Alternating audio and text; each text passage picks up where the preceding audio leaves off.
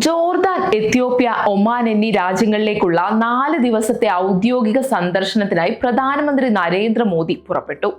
പുരാതനമായ സാംസ്കാരിക ബന്ധങ്ങളും വിപുലമായ ഉഭയകക്ഷി ബന്ധങ്ങളുമുള്ള ഈ രാജ്യങ്ങളിലേക്കുള്ള യാത്ര സുപ്രധാനമാണെന്ന് യാത്ര പുറപ്പെടുന്നതിന് മുന്നോടിയായി നടത്തിയ പ്രസ്താവനയിൽ മോദി വ്യക്തമാക്കി.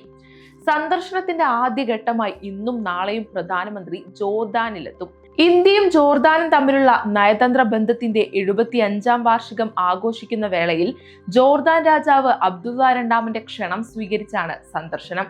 അമ്മാനിൽ വെച്ച് രാജാവുമായും പ്രധാനമന്ത്രി ജാഫർ ഹസനുമായും കൂടിക്കാഴ്ച നടത്തുന്ന അദ്ദേഹം ഇരു രാജ്യങ്ങളും തമ്മിലുള്ള ബന്ധം വളർത്തുന്നതിൽ നിർണായക പങ്ക് വഹിക്കുന്ന ജോർദാനിലെ ഇന്ത്യൻ പ്രവാസി സമൂഹവുമായും സംവദിക്കും. തുടർന്ന് എത്യോപ്യൻ പ്രധാനമന്ത്രി ഡോക്ടർ അബി അഹമ്മദ് അലിയുടെ ക്ഷണപ്രകാരം ഡിസംബർ 16, 17 തീയതികളിൽ പ്രധാനമന്ത്രി എത്യോപ്യ സന്ദർശിക്കും. ഇതാദ്യമായാണ് മോദി എത്യോപ്യ സന്ദർശിക്കുന്നത്.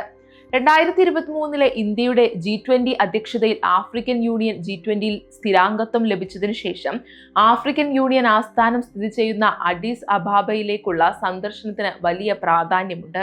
എത്യോപ്യൻ പാർലമെന്റിന്റെ സംയുക്ത സമ്മേളനത്തെ അഭിസംബോധന ചെയ്യുന്ന പ്രധാനമന്ത്രി ഗ്ലോബൽ സൗത്തിന് വേണ്ടിയുള്ള ഇന്ത്യ എത്യോപ്യ സഹകരണത്തെക്കുറിച്ചും സംസാരിക്കും.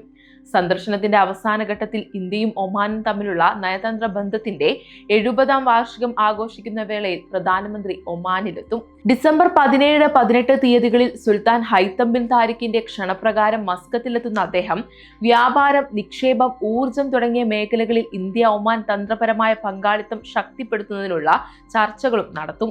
ഒമാനിലെ വികസനത്തിൽ നിർണായക പങ്കുവഹിക്കുന്ന ഇന്ത്യൻ പ്രവാസി സമൂഹത്തെ അഭിസംബോധന ചെയ്യുന്നതോടുകൂടി പശ്ചിമേഷ്യയിലും ആഫ്രിക്കയിലുമുള്ള ഇന്ത്യയുടെ നയതന്ത്ര ബന്ധം ഊട്ടിയുറപ്പിക്കുന്ന ഈ ത്രിരാഷ്ട്ര സന്ദർശനം പൂർത്തിയാകും.